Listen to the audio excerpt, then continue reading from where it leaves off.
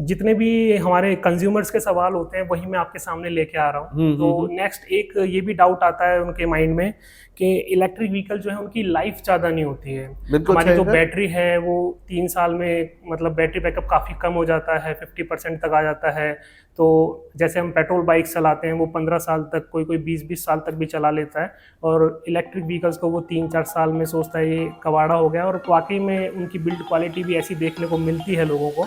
तो उसमें आप क्या कहना चाहेंगे?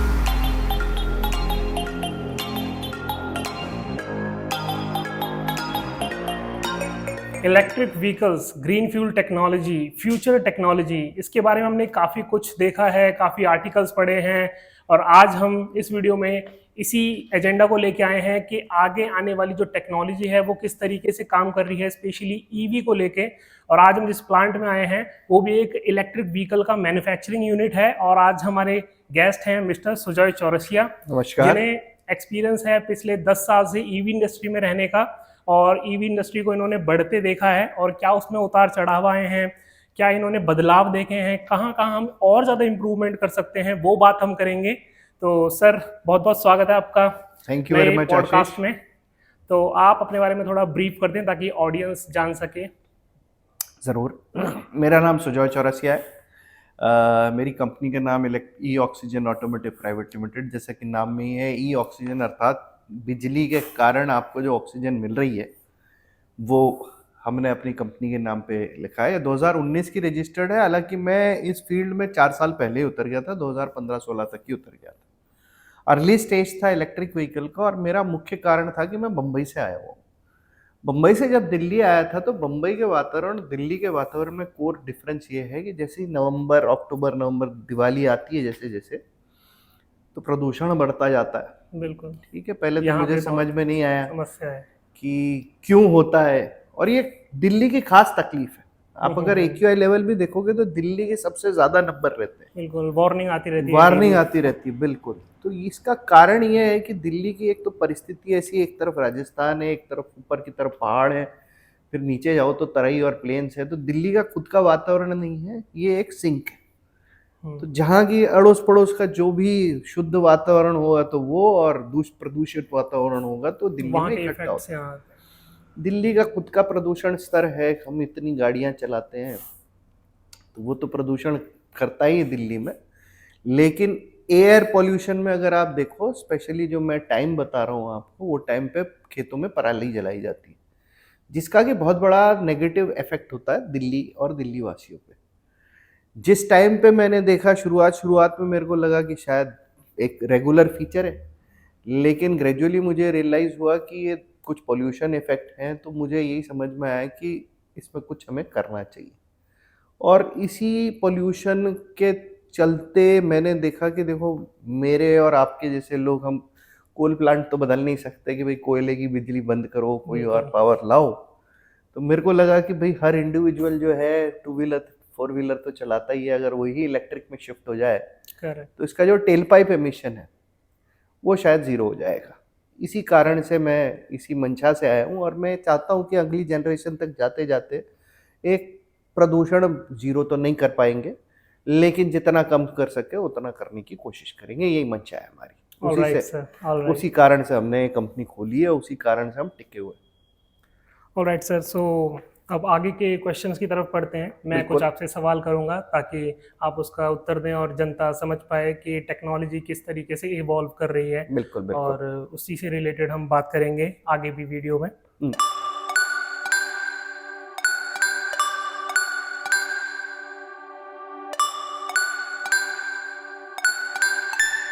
तो सबसे पहला सवाल मेरा यही है कि आपको क्या लगता है कि जो ईवी इंडस्ट्री है पूरी तरह से ग्रो हो चुकी है या फिर एक्चुअली में इसका फ्यूचर क्या है?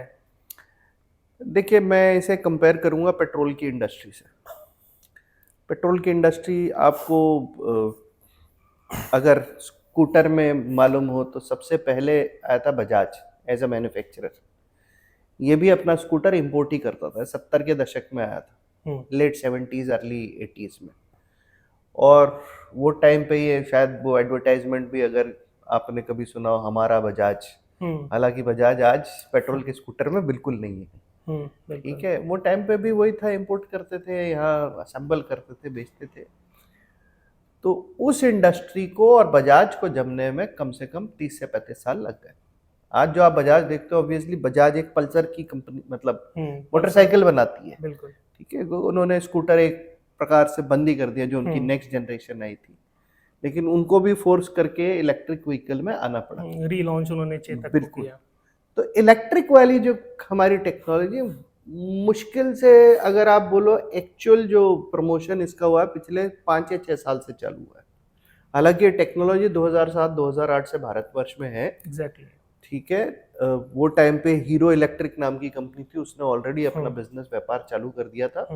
लेकिन जो आज आप देख रहे हो 10 लाख, 11 लाख, 12 लाख गाड़ियां बिक रही हैं, वो इसलिए कि सरकार ने भी अपना इसके पीछे वेट डाला है, सब्सिडी डाली है, बहुत सारी इंडस्ट्री डाली है। ये टेक्नोलॉजी हालांकि 100-125 साल से पुरानी है, लेकिन क्योंकि बैटरी टेक्नोलॉजी में इतनी ज़्यादा डेवलपमेंट हुई है, उसकी वजह से आई है। तो ऑब्वियसली ये अर्ली स्टेज है, इसको भी कम से कम आप 10 एक साल दीजिए, ये पेट्रोल को अगर ओवरटेक ना कर पाई, कंधे से कंधे में तो आ जाएगी। Okay sir, all right. तो फिर भी जैसे कि आपने बोला पुरानी टेक्नोलॉजी है, हम गोल्फ कार्ट्स को देखते हैं, वो भी काफ़ी टाइम से चल रही हैं, इलेक्ट्रिक बैटरी ऑपरेटेड व्हीकल्स ही हैं वो।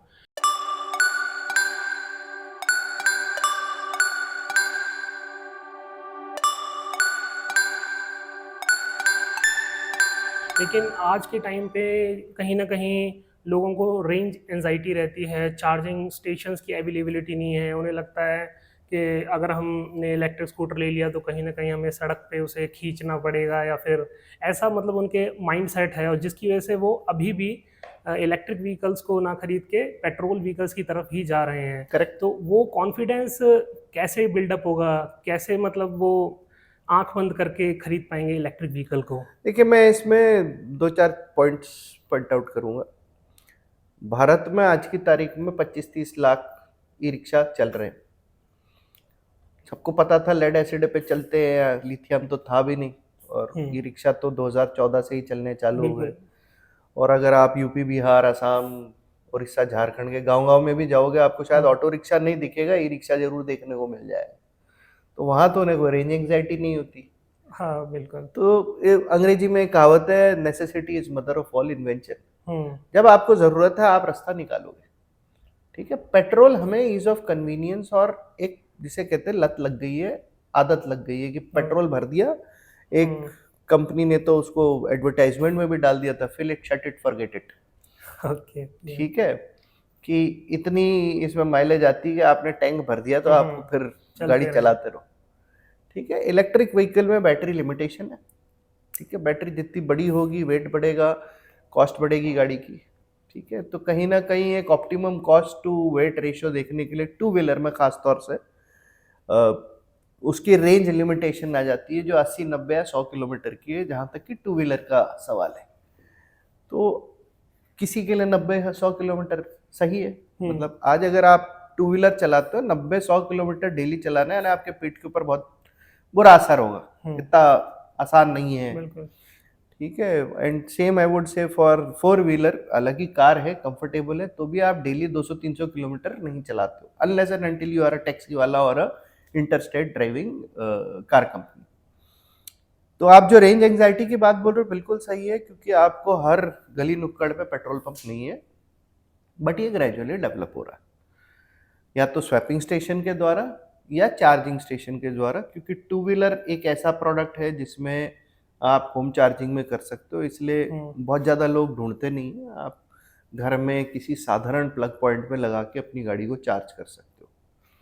ठीक है, बट आपकी बात बिल्कुल सही है, रेंज एंग्जाइटी है, वो कहीं ना कहीं इंडस्ट्री को सोल्यूशन देना पड़ेगा। सोल्यूशन के बहुत सारे, को डेवलप करके, इंफ्रास्ट्रक्चर को चार्जिंग को, बिल्कुल, तो वो टाइम लगेगा सर, क्योंकि आजकल स्कूटर्स को भी चार्ज करते हैं तो 4 से 5 घंटे, 6 घंटे तक का आराम से लग जाता है।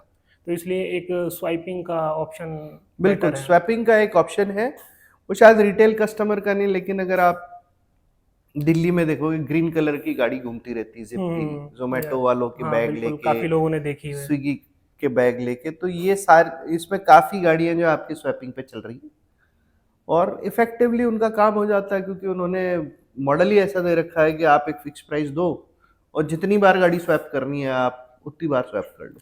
मतलब कि गवर्नमेंट जैसे सपोर्ट कर रही है ईवी इंडस्ट्री को, तो इंफ्रास्ट्रक्चर को थोड़ा और डेवलप करने की ज़रूरत है। बिल्कुल ज़रूरत है। Okay sir.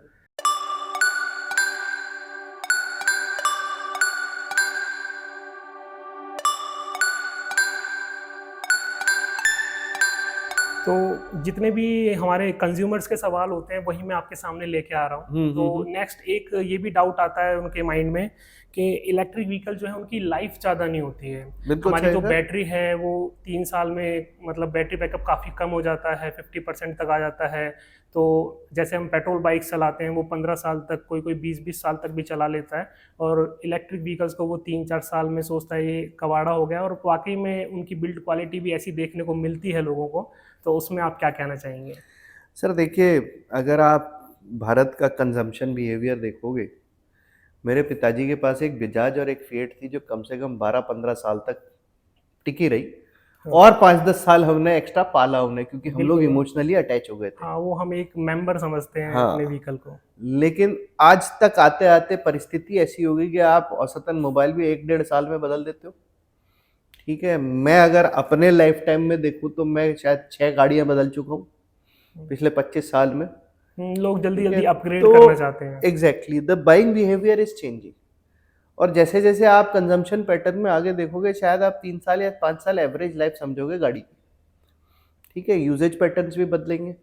अब इसके चलते आप यही बोल सकते हो कि एवरेज जो टू व्हीलर का बैटरी की लाइफ साइकिल 3 साल की वारंटी होती है, लेकिन उस टाइम में वो आपको पे बैक दे देती है। एक इलेक्ट्रिक व्हीकल औसतन टू व्हीलर की मैं बात करूं तो अगर आपका 1 रुपया 1.25 रुपया कॉस्ट आ रहा है पर किलोमीटर चलाने का पेट्रोल पे, तो बिजली पे 20-25 पैसा ही है। बिल्कुल, टू व्हीलर पे। तो 1 किलोमीटर में अगर आप 70-80 पैसा बचा रहे हो और आप 1,000-1,500 किलोमीटर चला रहे हो हर महीने का, तो औसतन आप 7 से 10 हज़ार बचा रहे हो। यानी 2 साल में ही आप 1,20,000 1,20,000 करके 2,24,000 बचा रहे हो। इतने की तो बिजली की गाड़ी है भी नहीं। तो उसने तो बेचारी ने पे बैक दे दिया ना आपको, इंजन में, मतलब फ्यूल कि इंजन उसने अपना एफिशिएंसी, यूजफुल लाइफ दे दी आपको। यूजफुल लाइफ दे दिया। अब उसको अगर आप और 15 साल तक खींचना चाहो तो ये उसके साथ नाइंसाफी होगी। ओके। हाँ, ठीक मतलब है, उस प्रोस्पेक्टिव से सोचना पड़ेगा कंज्यूमर को ये। कंज्यूमर को एक टोटल कॉस्ट के हिसाब से सोचना पड़ेगा। एग्जैक्टली ये पेट्रोल व्हीकल नहीं है, वैसा ही दिखने वाला दुपहिया वाहन है, लेकिन इसके चलाने का तरीका अलग है, इसे यूज करने का तरीका अलग है बिल्कुल। और इकोनॉमिकल है। यस।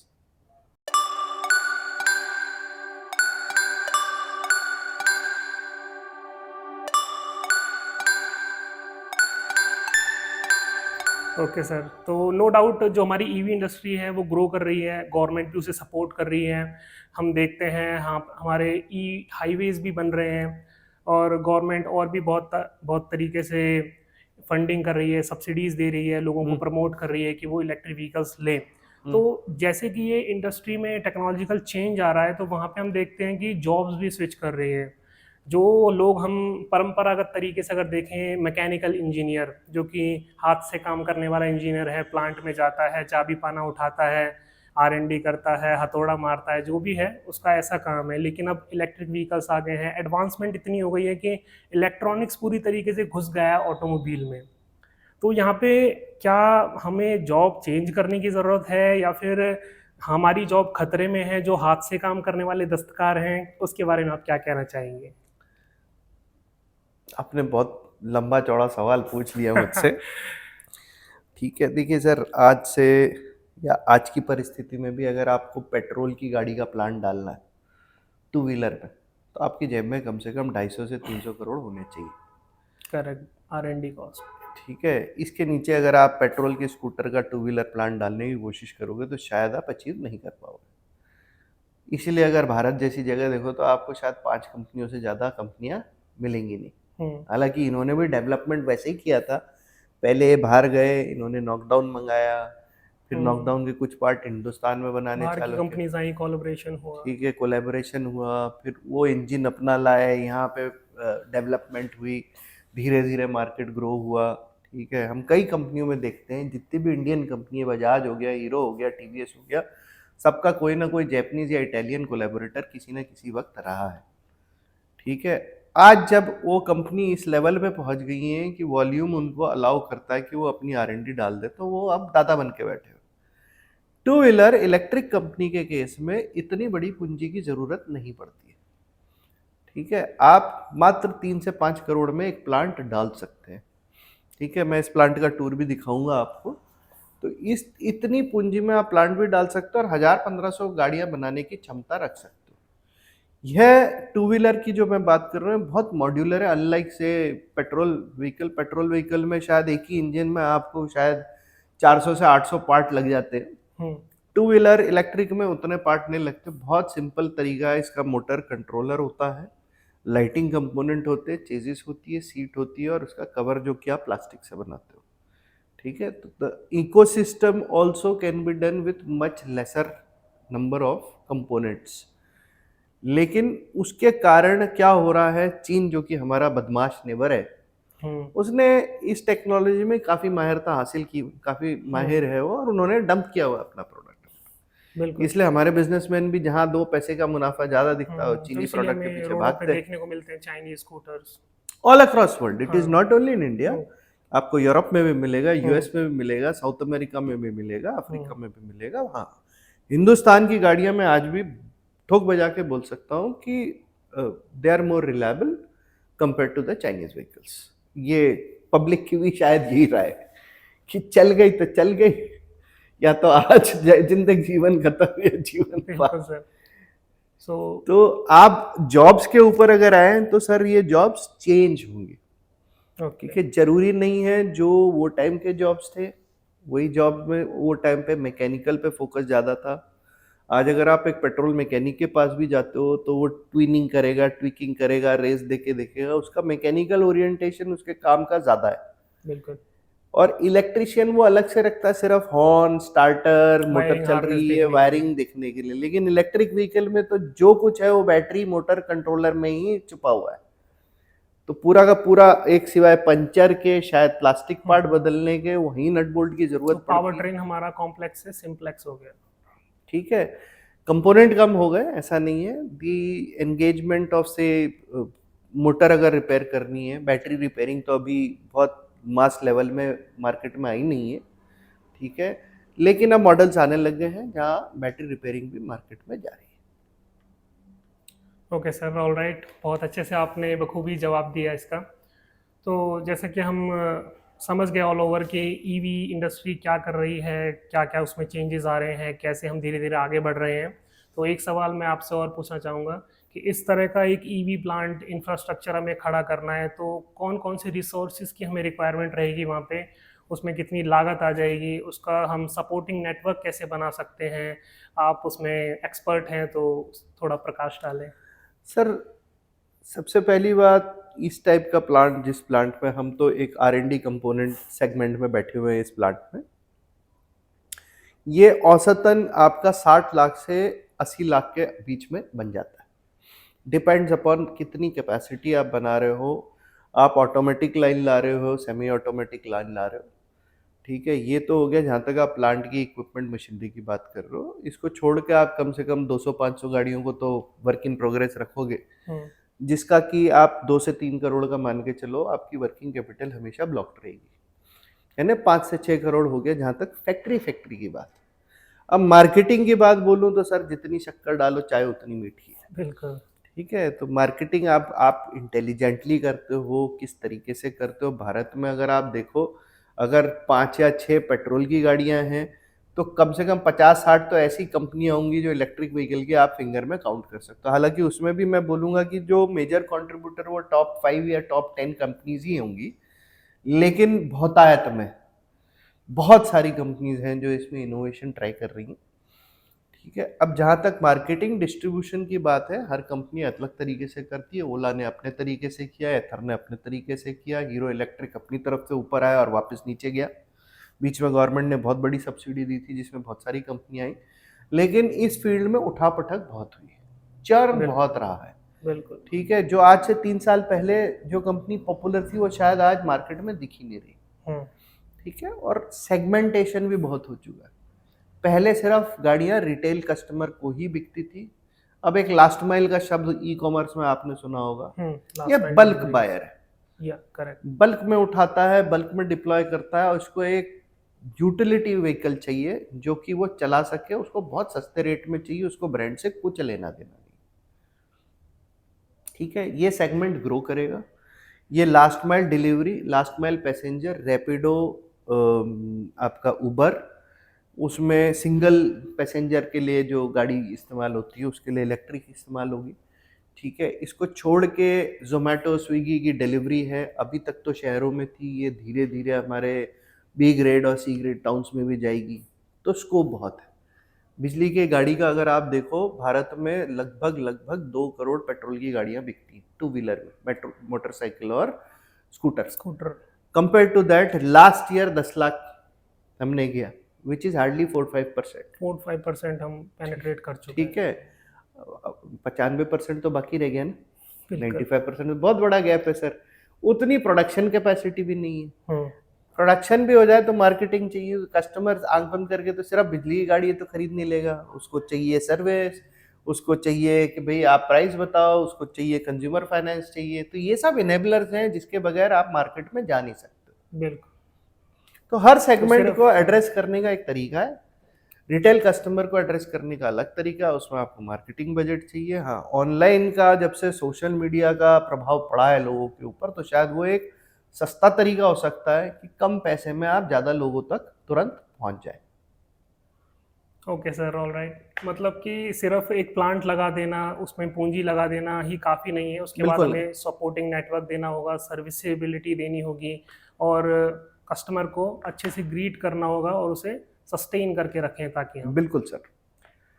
ओके सर, तो जो आपकी कंपनी है जिससे आप एसोसिएट हैं इस टाइम पे, जिस प्लांट में अभी हम बैठे हैं, तो ये किस तरह के प्रोडक्ट ऑफर करती है और उसे हम कैसे खरीद सकते हैं, या फिर उसमें क्या खूबियां हैं जो हम उसे खरीदना चाहें?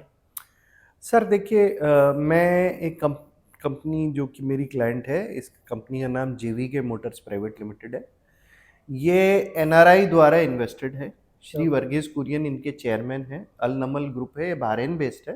ओके. तो इस फैक्ट्री की एक और खूबी है कि ये फॉरेन डायरेक्ट इन्वेस्टमेंट से अब तो खैर उन्होंने अपनी सब्सिडरी इंडिया में खोल दी है, वहीं से इन्वेस्ट कर रहे हैं वो, लेकिन ओरिजिनल पूंजी जो देखा जाए तो वो उनके बहरेन के व्यापार से आ रही है।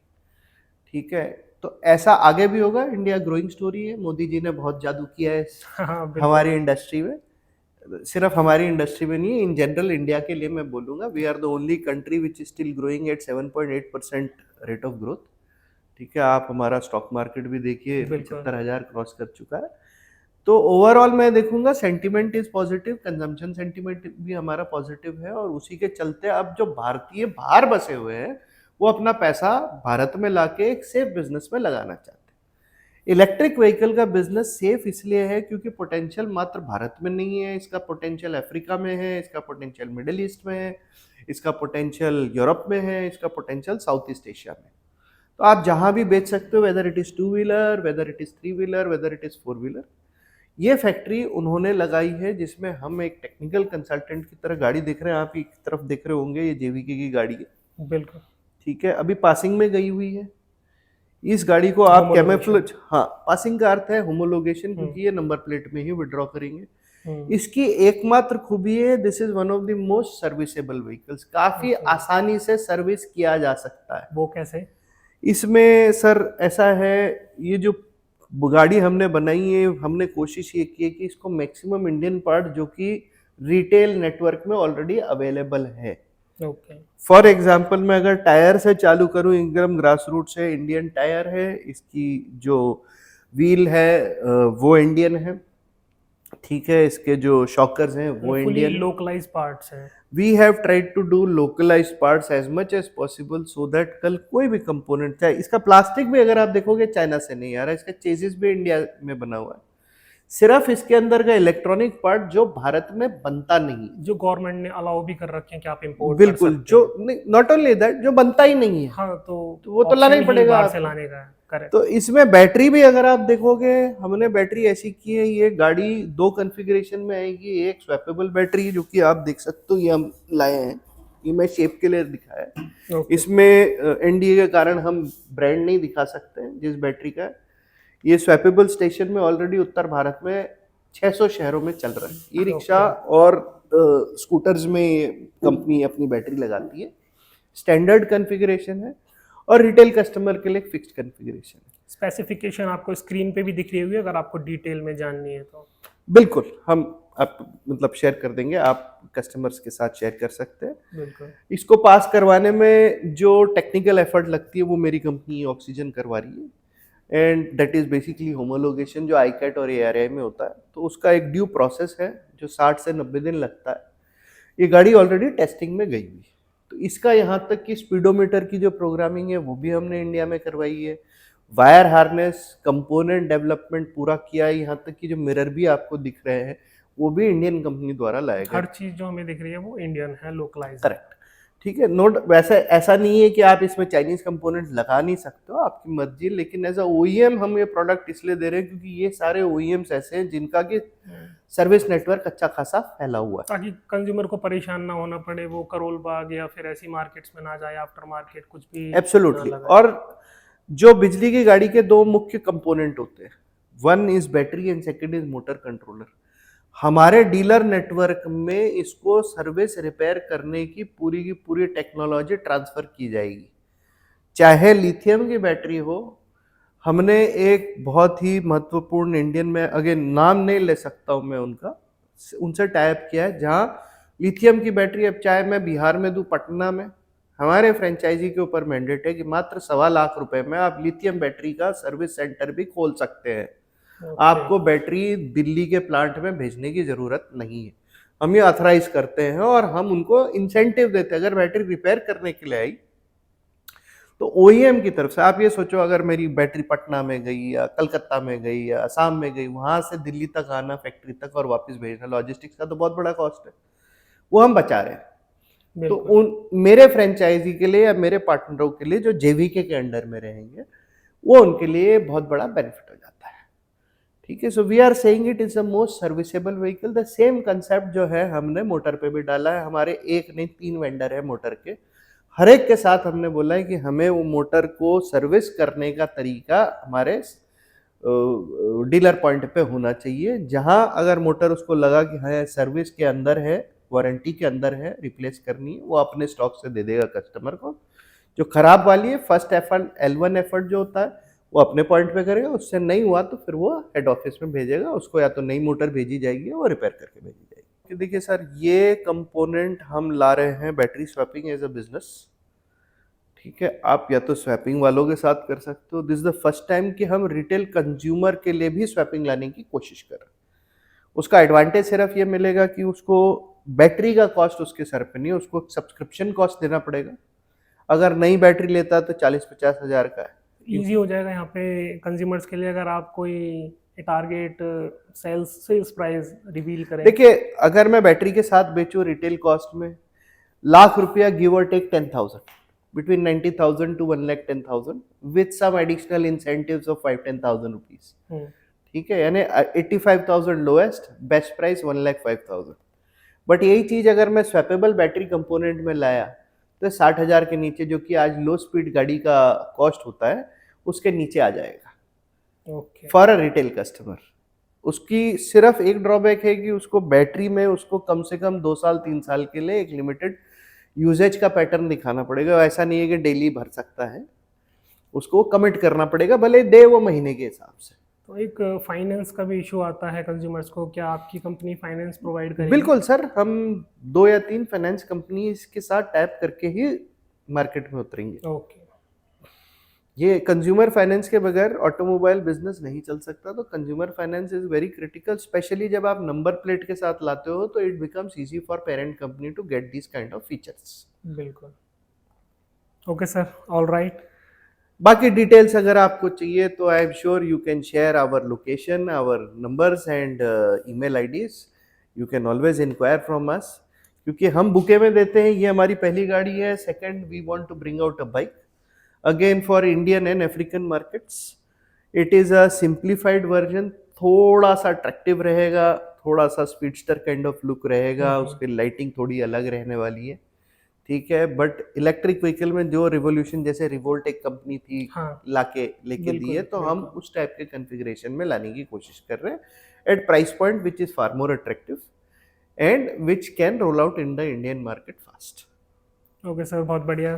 तो सभी दर्शकों ने देखा कि किस तरीके से यहाँ पे सुजॉय जी ने बखूबी सभी सवालों का जवाब दिया और आपके डाउट्स भी यहाँ पे क्लियर हुए होंगे इलेक्ट्रिक व्हीकल्स को लेके। और जिस तरीके से इन्होंने कंपनी के बारे में बताया कि कैसे प्रोडक्ट वो ऑफर कर रही है, वो जो इसकी डिटेल डिस्क्रिप्शंस हैं वो आपको नीचे डिस्क्रिप्शन में मिल सकती हैं, और आपको स्क्रीन्स में भी दिखाई दे रहा होगा कि क्या क्या स्पेसिफिकेशन के साथ स्कूटर मार्केट में है। और जो ये प्लांट की लोकेशन है वो हम ग्रेटर नोएडा में बैठे हैं। फुल डिटेल जो है एड्रेस की वो आपको डिस्क्रिप्शन में मिल जाएंगी। आप इंक्वायर कर सकते हैं, ईमेल कर सकते हैं, फ़ोन कर सकते हैं, कभी भी चाहे आप प्लांट को डायरेक्टली विजिट भी कर सकते हैं। तो इंटरेस्टेड कस्टमर्स आ सकते हैं, यू आर मोस्ट वेलकम। तो मिलते हैं ऐसे ही नए फ्रेश एपिसोड में। ये सिर्फ एक शुरुआत है, आगे ऐसी बहुत सारी वीडियोस आने वाली हैं, तो स्टे ट्यून्ड।